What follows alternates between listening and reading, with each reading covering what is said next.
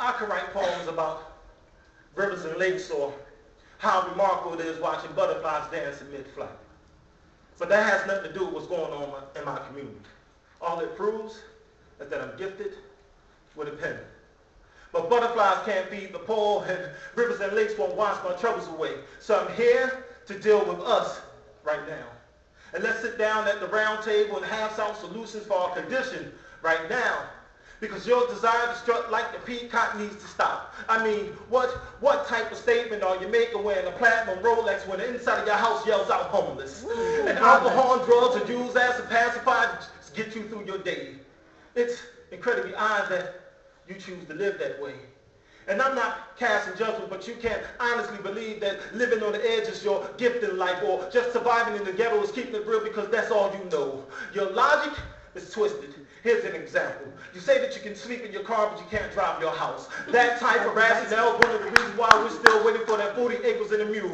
Because you refuse to get up off your backside and do what you got to do. You would rather sit there and complain and do nothing to change your condition, and with no strong leaders to spearhead the next more revolution, we're merely lambs prepared for the slaughter. Thank you. All right, Brother Bilaal.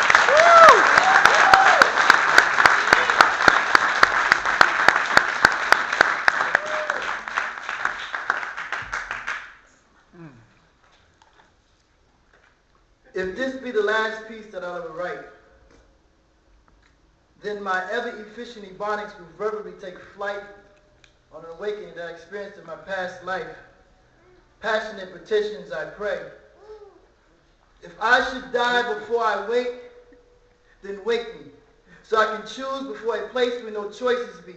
Contain and contaminate my soul so my spirit is no longer free. Accepting allegiance in an army of hypocrisy. You see, I'd be a dead man falling apart, a dead man walking in dark, a dead man living in doubt, a dead man everybody's talking about. We made him in our image, but you and I forgot our names.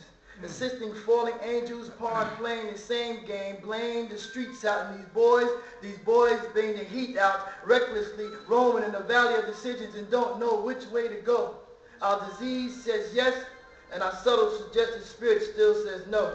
A ghost that's lost his pants, masquerading as progress in the enemy's sphere of influence, not knowing that success is psychological and prosperity is a state of mind, blind and stripped by technological assassins, causing this ghetto-like post-traumatic stress syndrome, remnants of revolving doors, trying to recover from saturated mind bombings, imperialistic white primings, engaging in denial and producing a generation of passive people who values the title of ignorance.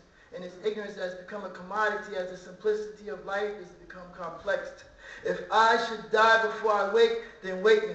So I choose before a place where no choices be. So I pray to Olorun and to Olofi that they hear my cry.